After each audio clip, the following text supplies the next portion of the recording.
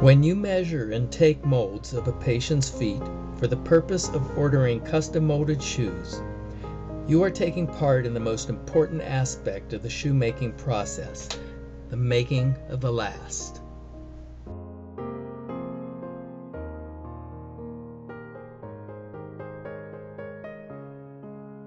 Lasts are the form around which the shoes are shaped, representing the foot. The internal volume, shape, dimensions, and the position of the foot as it sits inside the shoes are all directly influenced by the last. Also, each aspect of the construction of the shoes, from design, pattern making and upper making,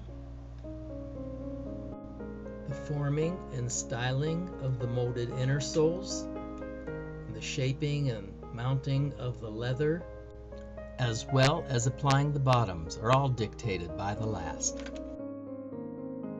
Therefore, in order for the practitioner or technician taking the order to do their part of the process, they must know how to capture a three-dimensional snapshot of the foot, as the heel is about to lift, the arch is raised, and the toes starting to dorsiflex for propulsion. In last-making terms, that translates into heel pitch, shank curve, tread point, and toe spring.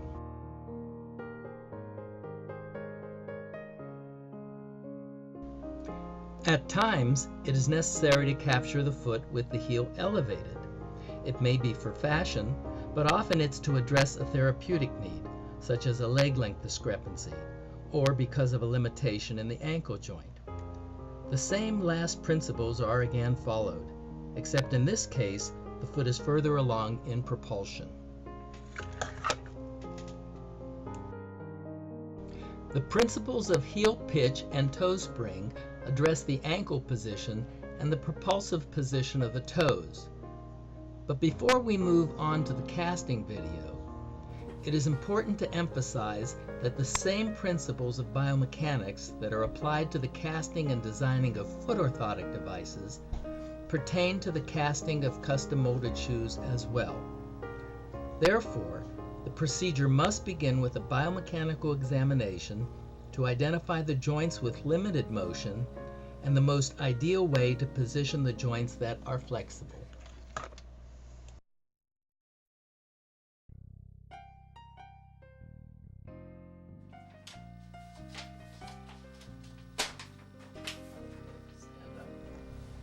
The footprints and outlines are taken in the weight-bearing position and serve as blueprints to the last maker. Since casting is usually done in the seated position or semi-weight-bearing position, the weight-bearing footprints and outlines depict the exact length and width of the foot when it is fully splayed out. Care must be taken to hold the stylus vertical while circumventing the feet. Defining marks are made at the heel, the fifth and first metatarsals, and at the toe for emphasis on those landmarks. Okay, lift up your foot. The same procedure is performed on the other foot, and it must be remembered to re-ink the foot printer.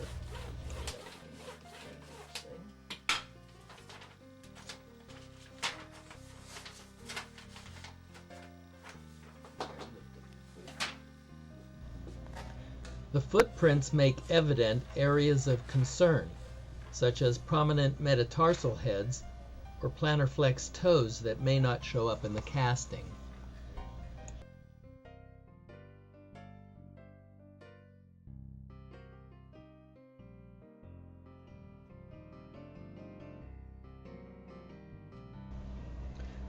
The measuring is always done over the kinds of socks that will most likely be worn with the shoes.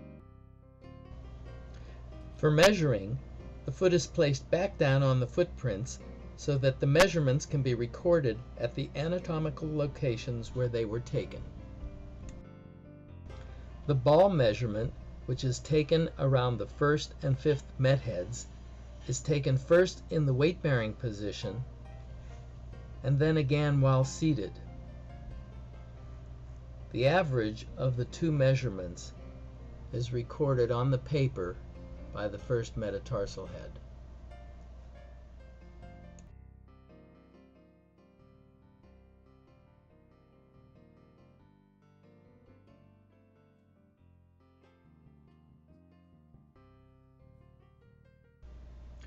This next measurement is taken in the semi-weight bearing or seated position and corresponds to the waist, or the narrow area just proximal to the metatarsal heads. This spot would also correspond to the lowest part of the opening of a shoe.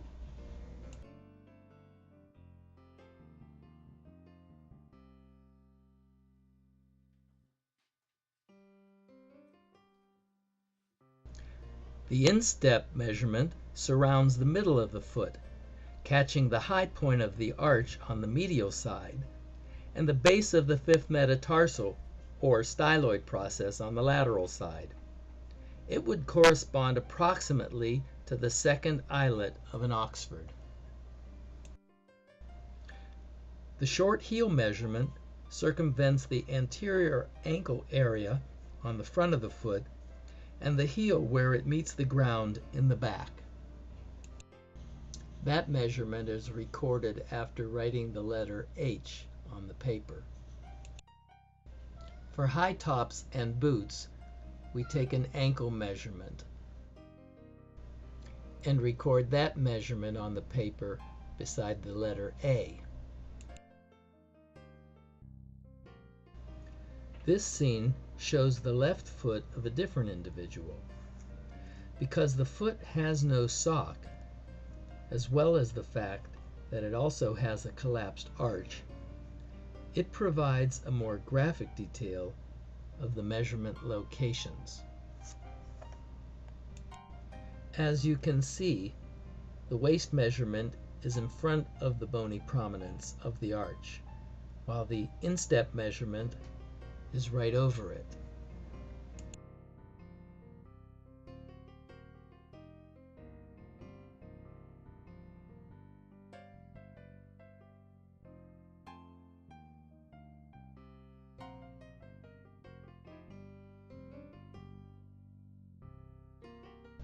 Here we see the blueprint for the last maker, showing the way the measurements are recorded beside the outline. If you have no foot printer, a simple outline of the foot, drawn with a pen held vertically, will suffice.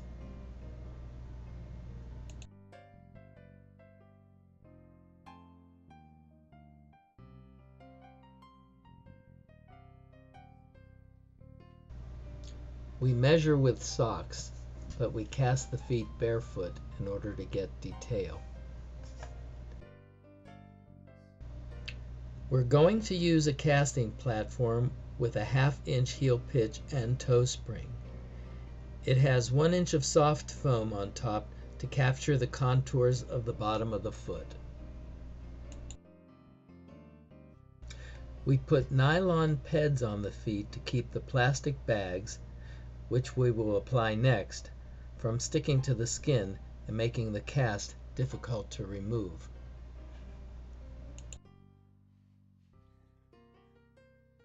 We then apply the thin plastic strips on the dorsum of the foot with paper tape. These plastic strips will act as a buffer to the thin skin on the instep when we use the blunt scissors to remove the cast.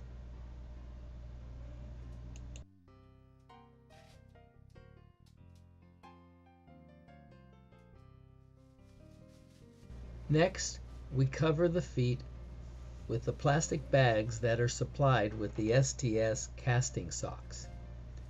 It is absolutely critical that no resin from the STS casting material gets on the skin, either yours or the individual being casted.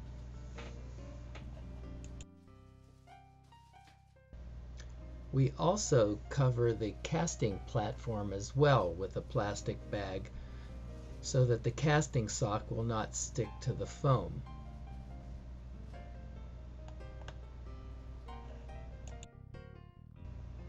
If the plastic bags are compressing the toes, Pull the plastic away a little bit and let the toes stretch out.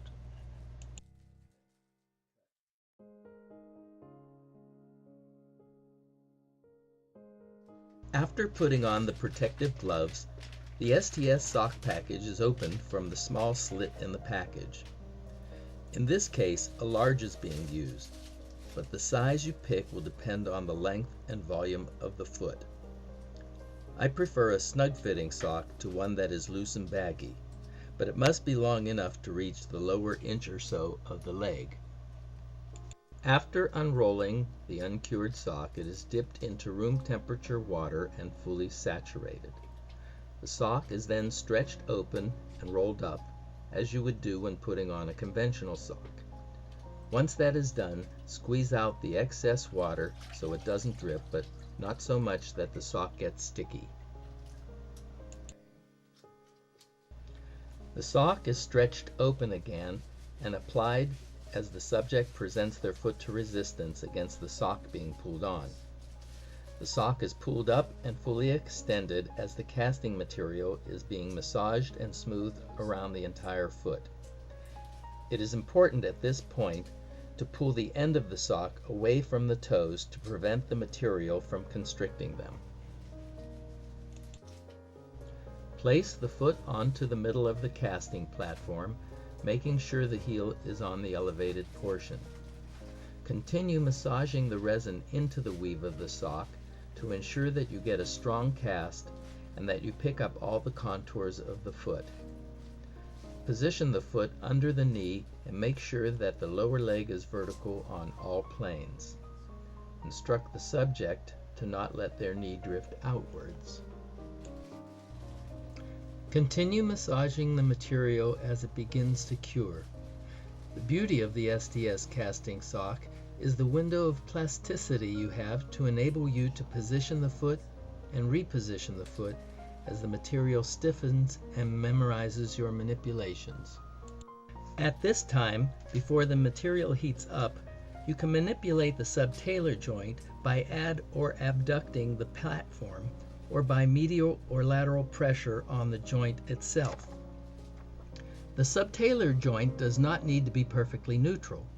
As a matter of fact, a slightly pronated mold of the foot will result in a better fitting last. If more correction is needed, it can be added via the molded inner sole included with the shoes. Adding gentle pressure using the heel of your hand over the first and second metatarsal heads prevents the medial column from lifting as you slightly supinate the foot. It is important to avoid capturing an inverted or varus attitude of the forefoot, as that would result in a lateral sliding of the foot inside the shoe.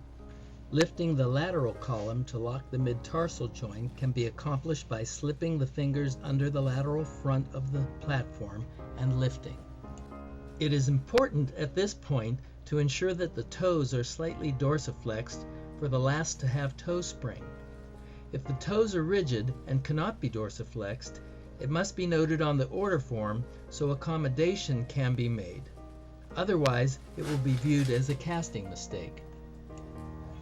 At this point, the material is about 50% cured, but there is still time to lift the foot and visually make sure that the plantar contours of the cast reflect those intended for the foot. These are the exact contours that will be represented by the molded inner soles that come inside the shoes to support and accommodate the bottom of the foot. You can also take the time to ensure that the mid-tarsal joint is locked and add metatarsal support if needed. For this other individual with a collapsed arch on the right foot and prominent metatarsal heads on the left, we see how the practitioner molds the material around the problem areas to make sure they are delineated in the cast and therefore accommodated in the shoes.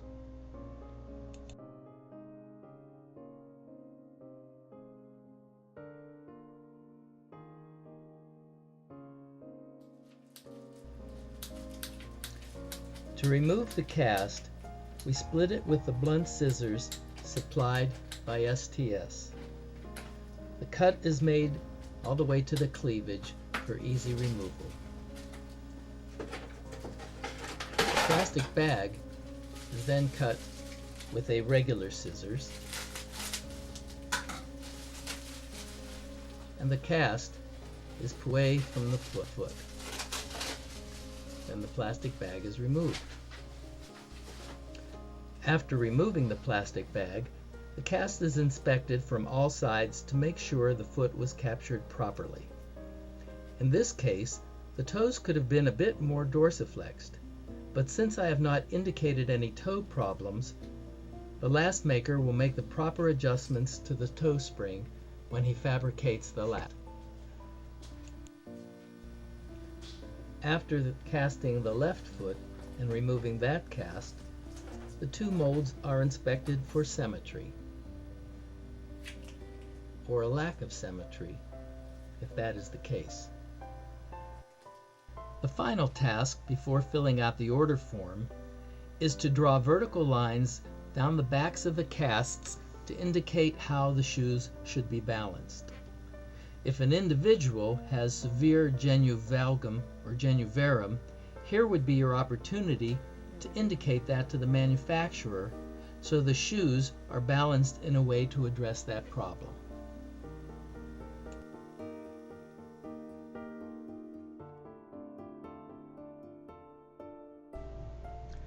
Custom molded shoe therapy is the ultimate podorthic modality. No other method of treating the foot non-surgically is as far-reaching or can address the most therapeutic objectives in a single device than custom molded shoes. Of course, the kinds of cases that require this special kind of therapy are often quite complex and involved, but the more complex the problem, the more profound is the result. By utilizing custom molded shoe therapy in your practice, no one will ever have to be turned away unhelped. By doing your part in taking a proper mold, your results will nearly always be positive. And isn't that what we truly want?